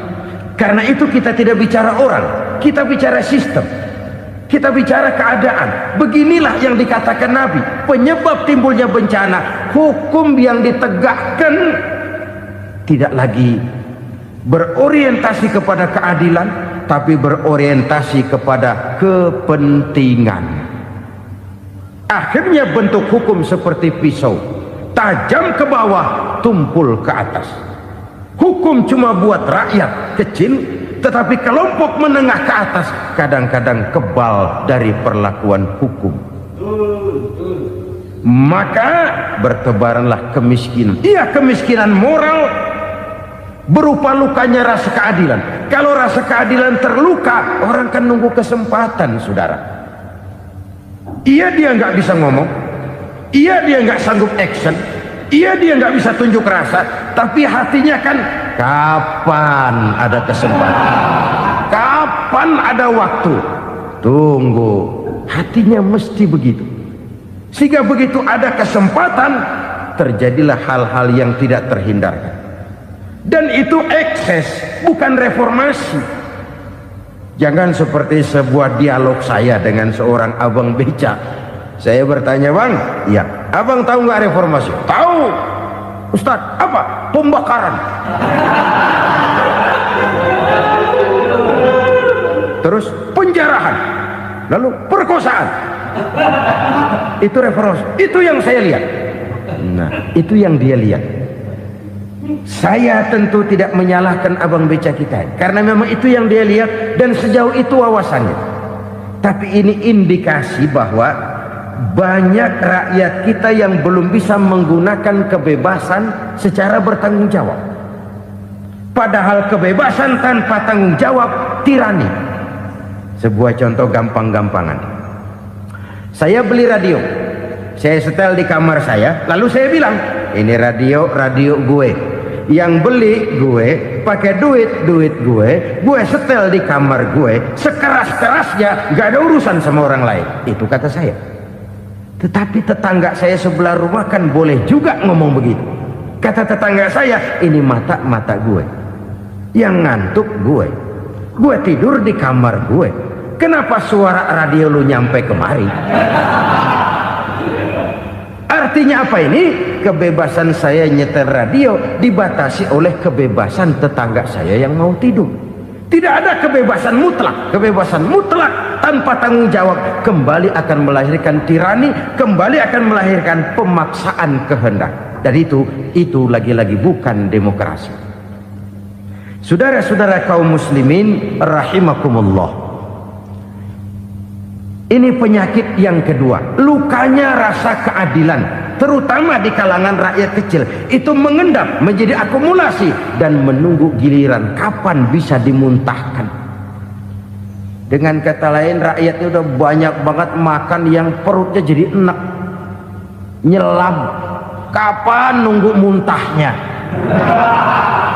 Udah begini banyak akumulasi yang mereka pendam di perut ini, sehingga ketika terjadi kesempatan itu sudah tidak terkendalikan lagi. Kita out of control. Saya tidak mentolerir sikap-sikap kekerasan. Bahkan saya lebih cenderung bahwa kalau di rumah kita banyak tikusnya saja racuni, jangan rumah dibakar. Bahwa ada korupsi, ya, ada kolusi, memang ada nepotisme, tentu. Tetapi tikusnya saja racuni. Jangan rumah dibakar. Masa mau ngusir tikus bakar rumah? Tikusnya lari, tikusnya selamat, rumahnya ewes-ewes.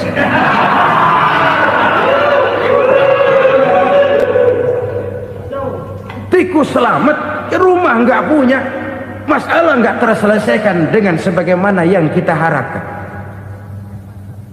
Kita sepakat ini negara hukum, dan di hadapan hukum semua manusia itu sama. Itu prinsip yang diajarkan Allah. Al-musawat bainan nas fi takalifil ahkam. Semua manusia sama dalam berhadapan dengan hukum Allah Subhanahu wa taala. Kalau hukum sudah pandang bulu, itu jelas yang enak yang banyak bulunya. Siapa yang banyak bulunya? Monyet. Kalau hukum pandang bulu, monyet keenakan. Saudara-saudara kaum muslimin rahimakumullah, introspeksi. Mari kita bercermin bagaimana perjalanan hukum selama ini. Kalau introspeksi ini kita temukan, lalu ada upaya untuk memperbaiki diri. Jangan menggunakan tak ada gading yang tak retak, mikul duwur mendem jero untuk menutup-nutupi kesalahan orang. Padahal kesalahan itu sedemikian besar. Padahal rakyat kita tiap hari antri sembako. Ada yang sehari sekali makan, ada yang makan sudah bercampur tiwul, ada yang nasi sudah dicampur pisang, balik jadi orok lagi. macam-macam upaya rakyat untuk menangsal perut ini. Lalu rakyat ditenang-tenangkan, lebih baik puasa Senin Kemis sambil menghadapi krisis ekonomi. Kenapa rakyat yang disuruh puasa? Kenapa bukan pejabatnya yang puasa lebih dulu untuk kemakmuran rakyat? Kalau rakyat yang memang perutnya udah gepeng disuruh puasa,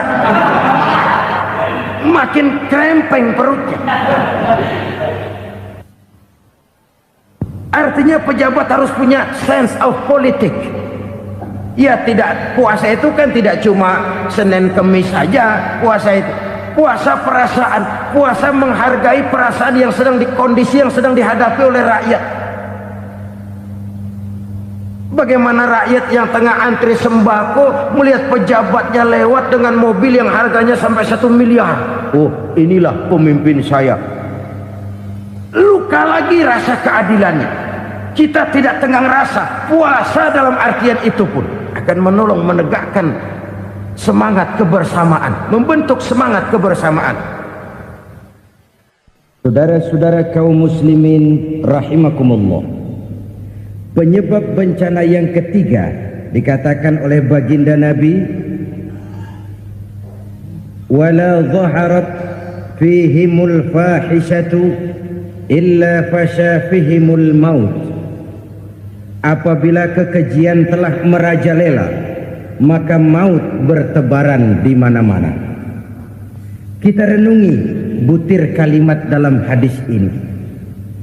Apabila kekejian telah merajalela, maut bertebaran di mana-mana. Begitu murah arti sebuah kehidupan. Penjarahan untuk hal-hal yang kecil tapi sampai mengorbankan nyawa. Apabila kekejian sudah terjadi di mana-mana, maut pun bertebaran. Maut dalam arti berpisah ruh dengan jasad, tapi juga maut dalam arti orang bisa mati karirnya, orang bisa mati usahanya, orang bisa mati kesempatannya karena perbuatan-perbuatan keji yang selama ini tidak terbendung. Lahirlah teori mafia. Siapa yang kuat dia yang berkuasa, siapa yang lemah dia menjadi mangsa. Proyek-proyek besar yang menang tender itu ya dari itu ke itu saja. Yang pengusaha-pengusaha tidak punya koleksi, koneksi, tidak bisa bayar komisi, dapat proyek tetelan. Ada dagingnya, dikit namanya juga tetelan. Dagingnya sudah habis disantap oleh meja.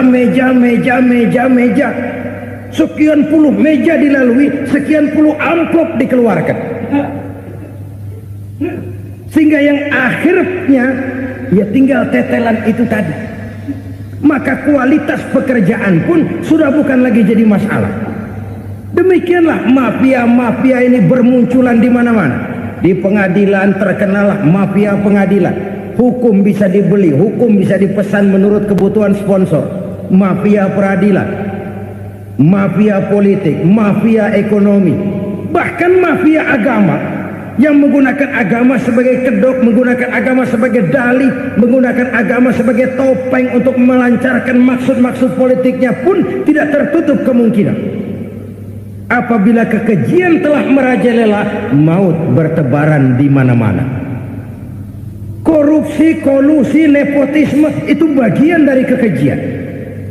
Kita selama ini kalau mendengar maksiat, itu yang terbayang cuma judi, mabuk, zina. Iya, itu maksiat.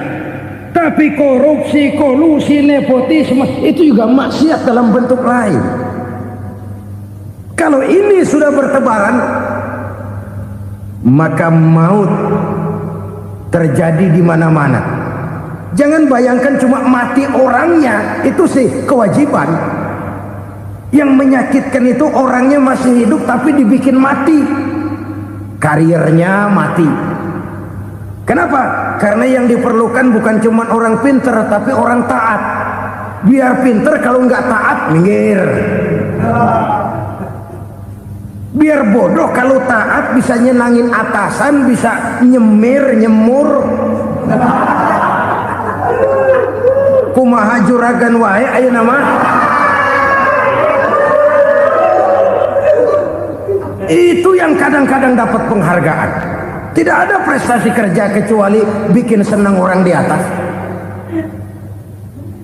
Kita lihat di desa-desa jalan rusak. Kalau ada berita pejabat anak mau turun, jalan rata sekali. Sampai tanah dari mana aja dikeruk buat ngeratain tuh jalan. Pejabat pulang legok lagi jalanan.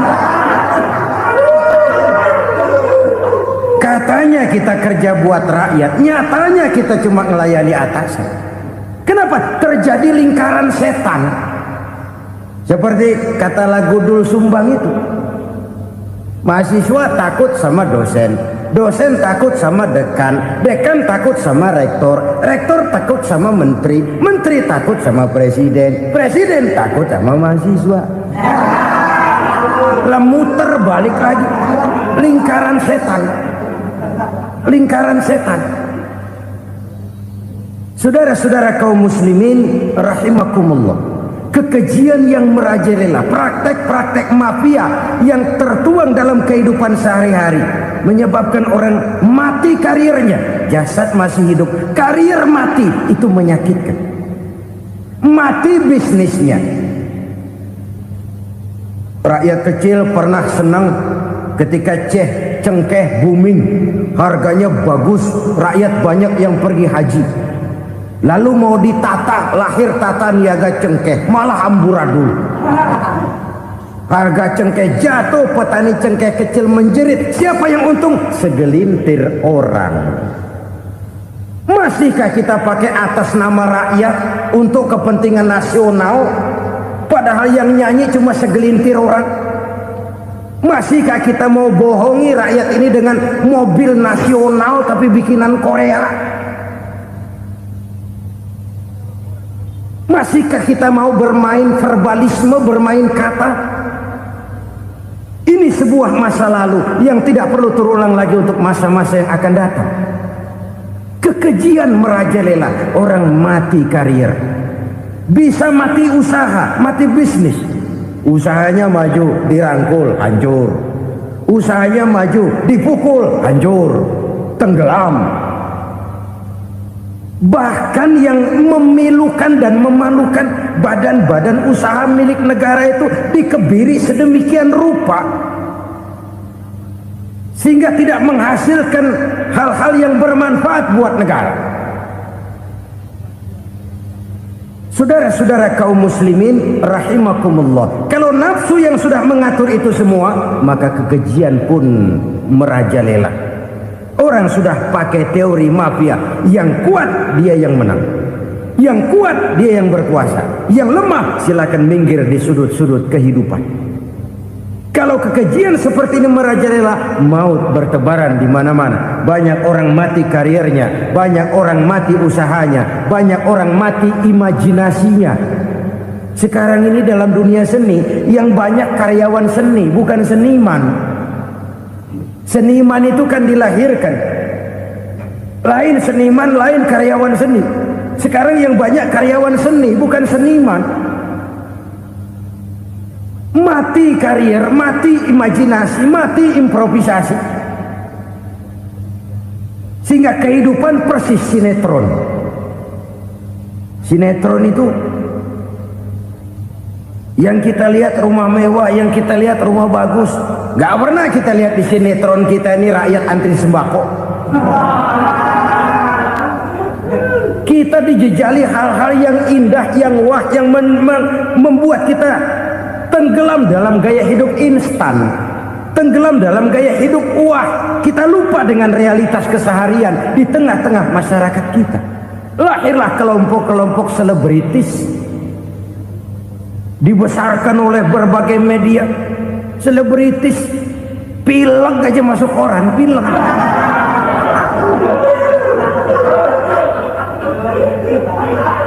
Rakyat yang pingsan antri beras nggak masuk koran. Rakyat yang semaput antri minyak nggak masuk koran.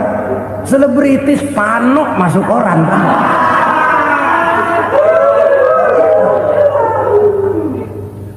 Kita besarkan hal-hal kecil, kita kecilkan hal-hal besar.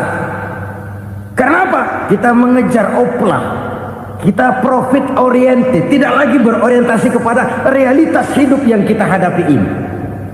Kalau kekejian sudah merajalela, kata Nabi, maka maut bertebaran di mana-mana. Maut dalam artian maut, coba lihat sekarang begitu murah nyawa. Karena 1000 perak orang mau nusuk bunuh. Karena beras seliter orang khilaf, begitu murah kehidupan. Tapi kekejian dalam bentuk korupsi, kolusi, nepotisme, kekejian dalam bentuk itu mematikan karier, mematikan bisnis, mematikan imajinasi, mematikan kreativitas. Itu juga maut dalam bentuk lain akibat kekejaman lain. Ini penyebab yang ketiga. Yang keempat, penyebab bencana menurut baginda Rasul, wala tuffiful mikyala illa muni'un nabat. Apabila timbangan sudah dicurangi, maka tercegahlah tumbuh-tumbuhan. Apabila timbangan sudah mulai curang, maka terjadilah musim paceklik. Apabila bisnis sudah bergaya mafia tadi itu, kecurangan-kecurangan terjadi, tender di balik pintu, yang dimenangkan cuma kelompok-kelompok yang bisa memberikan presentasi yang besar, muni'un nabat, terjadilah paceklik. Paceklik, panen gagal, wereng, ya wereng, kemarau panjang, it's okay, air sulit, iya, tetapi kan semua itu ada yang ngatur. Kemarau ada yang ngatur, belalang itu ada yang ngatur, air itu juga ada yang ngatur. Yang ngatur itu yang serba maha. Kalau ia murka melihat kecurangan timbangan, Allah itu kalau murka kan gampang saja, tinggal komandoin balang, lang, hancurin tuh sawah. Konvoy belalang, konvoy. Allah tinggal ngutik angin El Nino, mampir lo ke Indonesia, hujan nggak turun-turun, kemarau panjang. Jadi kalau musim kemarau kan namanya anginnya El Nino. Kalau musim hujan anginnya namanya La Nina. Cakep namanya, kejem orangnya. Saudara lihat Cina sekarang sedang kena La Nina, banjir besar, ribuan orang meninggal. Dia mah ribuan mati kagak berasa, rakyatnya miliaran. Bangladesh lagi ngalami La Nina, India lagi ngalami La Nina. Angin, hujan, kemarau, belalang, itu kan ada yang ngendaliin. Kuncinya bukan di belalangnya, kuncinya bukan di peredaran matahari berputar, kuncinya di atas yang mengatur semua itu. Kalau timbangan sudah mulai curang, pengusaha sudah nggak mau jujur, apa nggak bikin perut jadi mual. Begitu rakyat antri sembako pingsan nggak dapat beras, sementara beras ditumpuk-tumpuk sampai membusuk. Kemana hati nuraninya? Kemana akal pikirannya?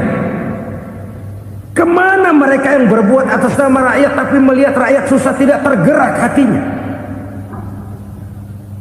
Apabila timbangan sudah mulai dicurangi, bisnis sudah mulai melenceng, maka terjadilah paceklik. Sebuah negara yang berhasil dalam swasembada pangan, lalu sekarang menjadi negara yang rakyatnya antri untuk memperoleh kebutuhan pangan. Saudara-saudara kaum muslimin rahimakumullah, ini intinya adalah kecurangan. Kalau kecurangan sudah terjadi di mana-mana, dan ini milik siapa saja, bukan soal tempat, bukan soal jabatan, soal manusianya, SDM-nya. Kecurangan tidak cuma terjadi di kantor, di masjid bisa terjadi kecurangan. Korupsi tidak hanya bisa terjadi di kantor, di madrasah bisa ada korupsi. Faktor manusianya, ini soal SDM. Kecurangan yang besar, tentu besar lagi kerugiannya. Kecurangan yang kecil, kecurangan sehari-hari. Pedagang-pedagang kecil ngurangi timbangan, barang yang buruk dikatakan baik, yang baik dikatakan buruk. Itu merugikan perorangan. Kecurangan yang besar merugikan bangsa dalam bentuk total, dalam bentuk seutuhnya. Nah, kecurangan-kecurangan seperti ini rakyat kan lihat, rakyat kan tahu, dan itu kembali terakumulasi di sini, pegel. Dan jangan lupa, rakyat yang nggak ngomong itu, rakyat yang nggak bersuara itu, batinnya menjerit, jeritannya menggoncang aras, dan itu didengar Allah. Yadullah fauqal jamaah, kata Nabi. Tangan Tuhan di atas orang banyak. Jeritan hati rakyat menggoncang aras. Rakyat yang terlalu banyak dizolim, rakyat yang terlalu banyak dirugikan, ya rakyat yang terlalu banyak di atas namakan, menjerit batinnya, menggoncang aras, dan Allah bisa menggerakkan apa saja untuk membuat satu situasi. Allah bisa menggerakkan apa saja untuk membuat satu situasi. Saudara-saudara kaum muslimin rahimakumullah, ini faktor yang ketiga, timbulnya kecurangan. Faktor yang keempat maksud saya. Yang kelima, penyebab timbulnya bencana menurut baginda Nabi, wala muni'uz zakat wala muni'uz zakat illa hubbisa anhumul qatr. Apabila zakat enggan dibayar, maka tercegahlah qatrun. Qatrun ini kalau bahasa kita sembako. Maka tercegahlah kebutuhan-kebutuhan yang kita perlukan. Ini, kita tidak meragukan bahwa yang kita tuju adalah masyarakat yang adil dalam kemakmuran dan makmur dalam keadilan. Nah, antara kemakmuran dan keadilan ini memang sering tidak bisa berjalan seiring. Pada saat kemakmuran kita kejar, ekonomi kita pacu, ada nilai-nilai keadilan yang tertinggal. Pada saat nilai keadilan kita tegakkan benar-benar, ada unsur-unsur kemakmuran yang terabaikan. Oke, kita bisa mengatakan kasus. Oke, kita bisa mengatakan itu sebagian kecil. Tapi kalau sebagian kecil, lama-lama kan jadi sebagian besar. Oke, kita mengejar kemakmuran. Pertanyaannya, kemakmuran untuk siapa? Oke, kita berikan kelompok tertentu kue yang besar dengan harapan nanti dia bagiin kuenya kepada yang kecil-kecil. Tapi kenyataan, mereka yang dapat kue besar akhirnya malah lupa diri dan lupa daratan. Mau makin besar, mau makin besar, mau makin besar, malah memeras yang kecil-kecil ini. Sekarang kan yang kecil modali yang besar. Ramai-ramai buka bank, ternyata kamuflase. Uang banknya untuk kredit perusahaannya sendiri. Nasabahnya rakyat kecil. Artinya apa? Rakyat kecil disuruh modalin orang yang udah gede. Ini kan sumber geledek urusan.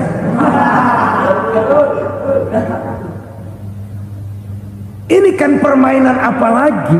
Rakyat kecil suruh modali yang gede. Nasabahnya rakyat kecil, kumpulkan uangnya di bank, kucurkan kredit kepada perusahaannya sendiri. Bukankah itu rakyat kecil suruh modali yang gede? Sudah begitu kejamkah kita untuk meraih keuntungan dengan mengorbankan orang kecil ini? Sudah tidak bicara lagi kah nurani kita melihat penderitaan orang yang semakin susah ini? Kalau zakat enggan dibayar, padahal zakat 2,5% saja, 2,5% saja. Kalau itu pun enggan, kalau zakat saja enggan, bagaimana pula yang namanya sodako, bagaimana pula yang namanya infak, bagaimana pula yang namanya santunan, bantuan. Kadang-kadang lipstick nyumbang si nyumbang, cuman nyolongnya lebih gede. Ini namanya sumbangan lipstick. Buat lipstick itu kan buat ngumpetin bibir pucat. Itu fungsi utama lipstick. Buat ngumpetin korupsinya, nyumbang kegiatan-kegiatan sosial, tapi yang dia korup lebih gede dari yang dia sumbangin. Lipstick kamuflase. Nepu kata anak sekarang.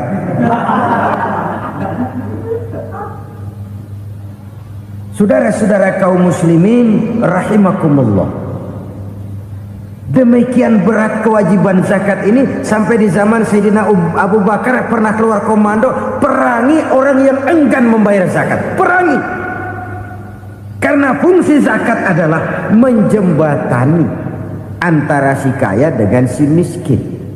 Bahwa ada kemiskinan itu Qur'ani. Allah menyatakan, aku melebihkan rezeki sebagian kamu dari yang lain.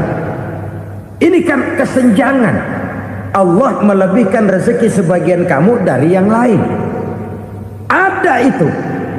Tetapi itu berjalan secara nature.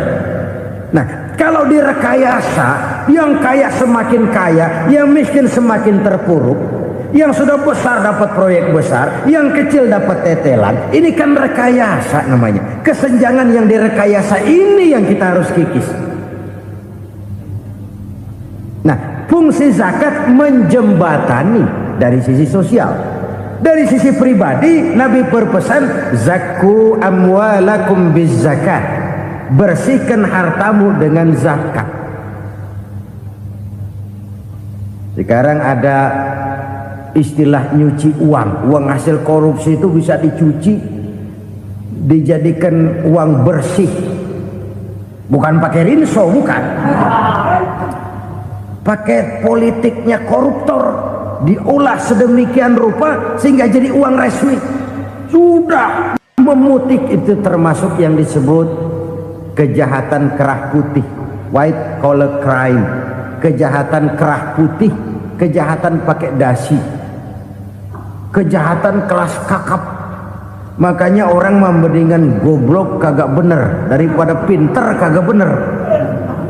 Goblok kagak bener itu gampang ngurusinnya. Pinter kagak bener, ini yang berabe bener ngurusinnya.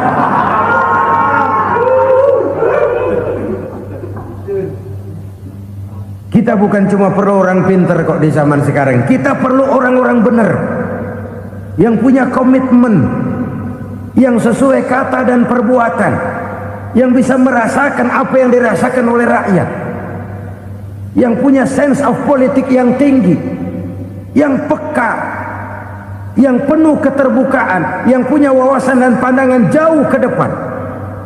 Dari sisi pribadi, zakat itu membersihkan harta kita. Ya, dia tercampur dengan yang subuhat, dia bahkan mungkin tercampur dengan sedikit-sedikit yang haram. Itu zakku amwalakum biz zakat. Bersihkan hartamu dengan zakat itu. Pada sisi sosial ia menjembatani, pada sisi pribadi ia membersihkan harta kita.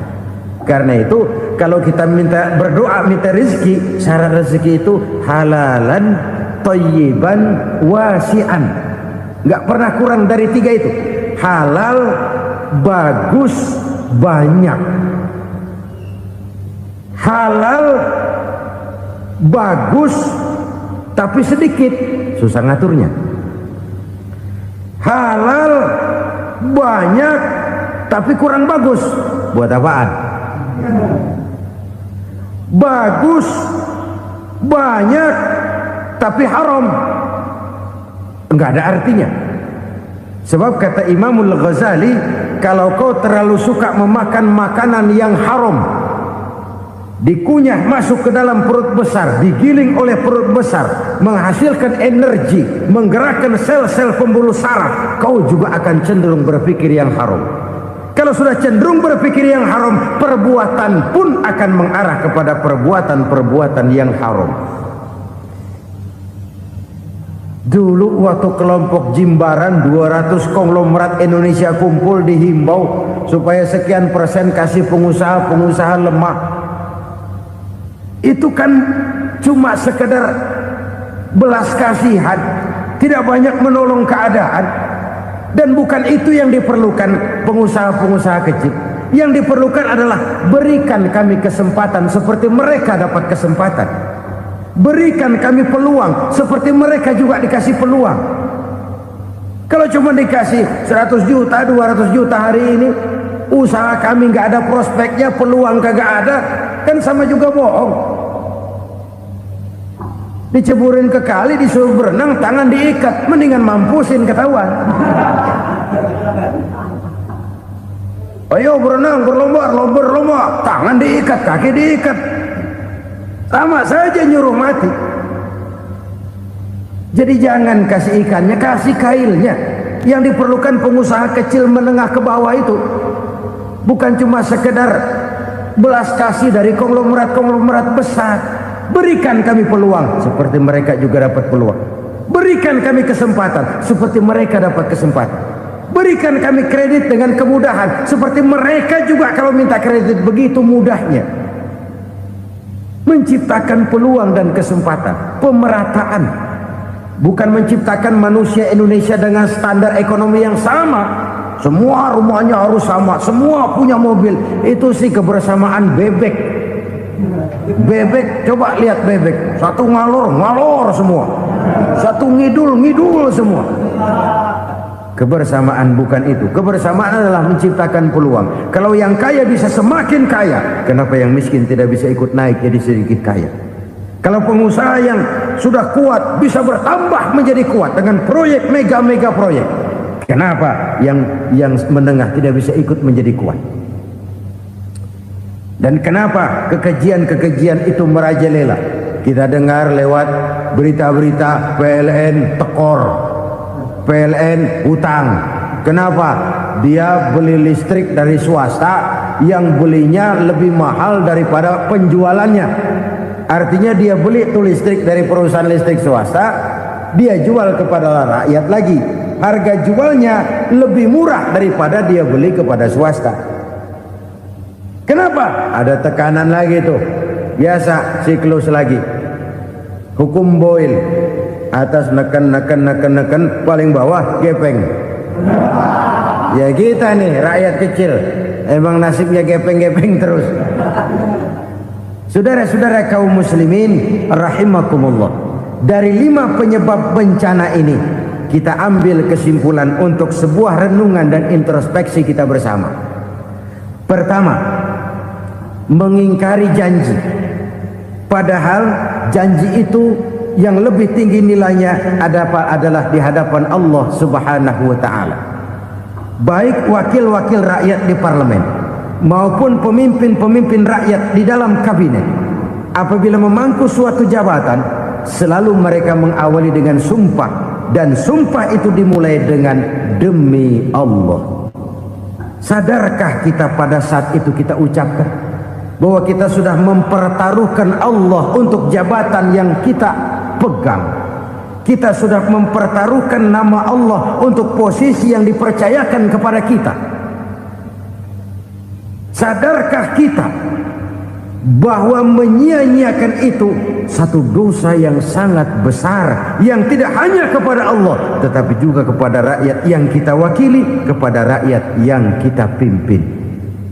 Cukuplah sudah rakyat dijadikan adres, umat dijadikan alamat sebagai numpang. Marilah kita kembali kepada komitmen awal dengan jujur kepada janji kita sendiri. Lalu yang kedua, kekejian, baik berupa korupsi, kolusi, nepotisme, dan perbuatan-perbuatan lain akan melahirkan kemiskinan. Kekurangan pangan bukan satu-satunya yang menyebabkan rakyat menderita. Lukanya rasa keadilan terakumulasi di hati rakyat, dan jeritan hati rakyat mengguncang aras. Kalau Allah murka, Allah bisa melakukan apa saja untuk menciptakan suatu kondisi.